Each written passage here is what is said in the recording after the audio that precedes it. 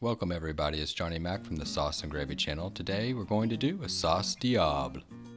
Go ahead and take a quick look at the description below for a list of the ingredients. So let's begin. Fire up that skillet, throw in a little bit of white wine, then 3 small finely chopped shallots. Grab some peppercorns, 8 peppercorns, crush them nicely, throw them in. Gently reduce the liquid over medium heat. We are pretty much there. The liquid has been reduced. Go ahead and grab a thin brown sauce. Check the description below for a link to the recipe on how to make the thin brown sauce. Give it a little splash of Worcestershire sauce.